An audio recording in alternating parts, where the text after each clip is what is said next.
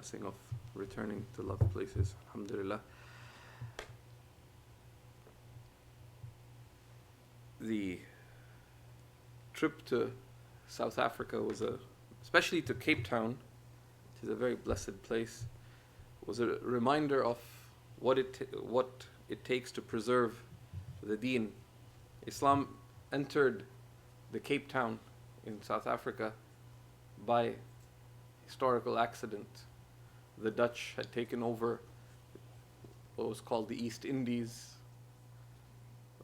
the Malay archipelago, and many Muslim leaders were at the forefront of the opposition to that Dutch rule. And what could you do with them? So a number of these leaders, were shipped out because they're so prominent you couldn't exactly kill them.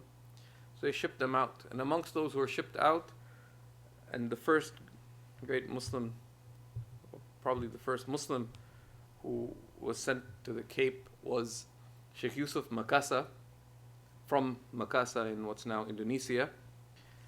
And he was a distinguished scholar and a man of the spiritual path. He was khalwati amongst other spiritual paths. And even on the boat to the Cape, some of his jailers had become Muslim. I met at the house of Sheikh Ali Khalfi. I met his father-in-law, who's of Dutch origin. His great-great-grandfather was one of the jailers on the boat that brought Sheikh Yusuf Makassar from Indonesia to the Western Cape, and his ancestor became Muslim on the boat. And then once they landed, he fled army service and actually joined up with Sheikh Yusuf Makassar. And even the governor of the Cape, when he saw Sheikh Yusuf Makassar land, he said, "This is a man of God. We should kind of leave him alone." So they put him in exile in a place outside what's now Cape Town called Makassar, named after where he came from. And they gave him some land, but then the slaves used to flee and go and study with him. And then later waves of scholars came, amongst them the one who established the first mosque certainly in the Western Cape, arguably in South Africa. There was discussion on that. A sheikh known as Tuan Guru, the first teacher, he established a masjid, very simply called Masjid Awal, the first mosque. And it's an amazing history, and we'll be sharing some lessons from it, bi'idhnillahi ta'ala. But he too was a political refugee. Tuan Guru actually was a student, amongst others, of Sheikh Ibrahim al-Qurani, who was one of the teachers of Shah Waliullah al-Dahlawi. All the Indian isnads in ilm, particularly in hadith, go back to Shah Waliullah al-Dahlawi. Shah Waliullah studied in the Hijaz, in Mecca and Medina, and one of his main teachers was Sheikh al-Qurani, and he was one of the teachers of Tuan Guru. Tuan Guru also studied under Imam al-Haddad. And when exiled to Cape Town itself, he was not allowed to come with any books, not even a Quran. So they did a number of amazing things. One of the things was, Tuan Guru, while in exile, he married and settled, but he had to teach his own children. So he wrote out the Mus'haf, and they have the actual text at Masjid Awal. Wrote it out by hand, and it's dead on accurate. There's just like a couple of little slips in tashkil, which is pretty incredible. And that's how they preserved the Quran. Of course, he had memorized it, so he was teaching it from memory, but also wrote it out for his own children and for others. But they were not allowed, before that, from the time of Sheikh Yusuf Makassar, they were not allowed to practice. But one of the things that was instituted, they used to gather and recite adhkar. And from the time of Tuan Guru, one of the things they used to recite was the ratib of Imam al-Haddad. But they weren't it was so intense they couldn't just gather and recite it normally. So they, the Dutch and then the British were religious people, and they kind of let. And there's actually, the Dutch were very intense. They did not allow even other denominations of Christianity to practice. So they adopted certain hymnal tones to recite the Ratib of Imam al-Haddad.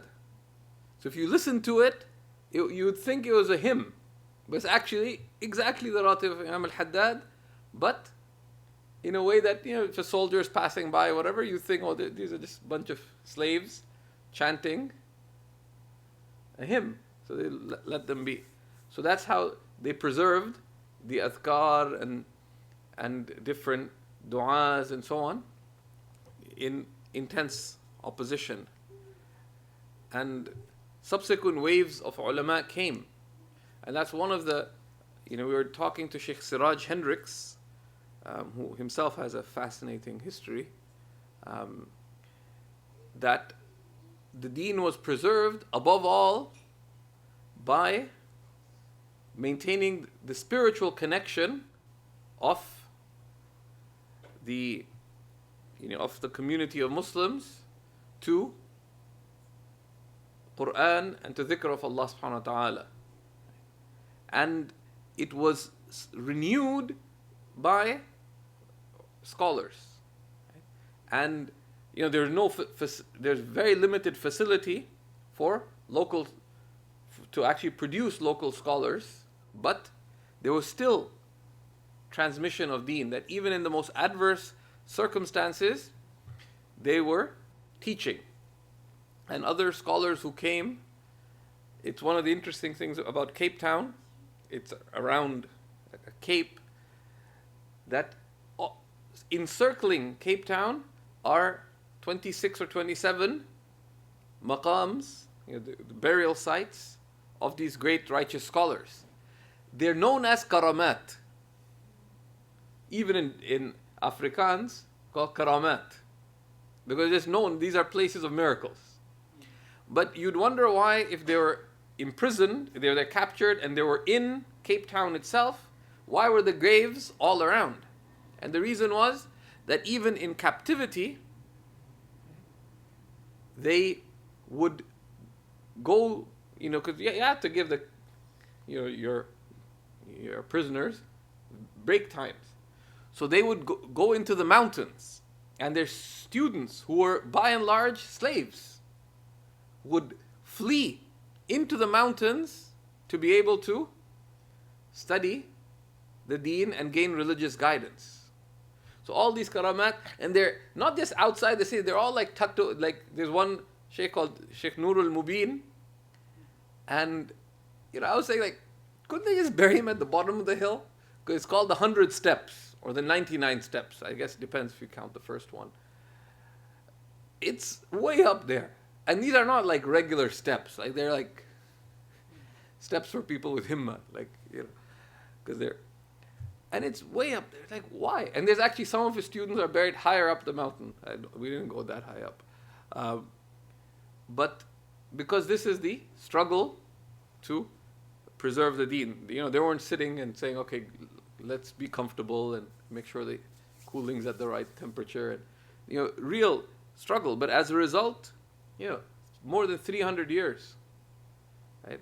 Islam was preserved in the Cape, and these practices are, their practice of the deen remains from that time. These masajid from that time, like Masjid Awwal and other masajid that were established in those generations, still remain operating, and there's a very rich and nuanced culture of learning and gatherings of remembrance, etc., that they have. Of course, every community has its challenges, but this was one of the major lessons. Even others, Sheikh Siraj Hendricks, whom we met, who's one of the senior scholars there with one of their national councils of scholars, at the Zawiya Mosque, his ancestors embraced Islam. His ancestry is partially Dutch and partially Cape Malay. one of the first things one of the scholars who came from outside said regarding one of his great grandfathers, he noticed concern for deen in him. He ordered that, you know, he should be dedicated to deen. So for several generations now, Sheikh Siraj Hendricks' family has been going overseas to study and coming back as ulama. So in this generation, Sheikh Siraj Hendricks and his older brother Sheikh Ahmed, Hafidhahumullah, they both went and spent over 10 years studying under Sheikh Muhammad Alawi al-Maliki in the Hijaz, and then they came back. And now Sheikh Siraj's son, whom we met and I tackled 5 times, alhamdulillah, twice in front of his dad, actually 3 times in front of his dad. He's in Egypt studying, right? So this concern for the preservation of deen and guidance is one of the big lessons there. And alhamdulillah الذي بنعمته تتم الصالحات وصلى الله على سيدنا ونبينا محمد وعلى آله وصحبه وسلم. ربنا تقبل منا إنك أنت السميع العليم وتب علينا إنك أنت التواب الرحيم. اللهم ثبتنا على القول الثابت في الحياة الدنيا وفي الآخرة يا رب العالمين، وأتممنا لنا مقاصدنا. اللهم ارحمنا وارحم أمة سيدنا محمد صلى الله عليه وسلم كافة يا رب العالمين، وادفع عنهم كل شر ويسر لهم كل خير من خير الدنيا والآخرة على ما فيه رضاك وقربك ومحبتك يا رب العالمين. اللهم أحينا وأمتنا على نهج النبي المصطفى صلى الله عليه وسلم، وصلي وسلم وبارك عليه وعلى آله وصحبه وسلم، والحمد لله رب العالمين.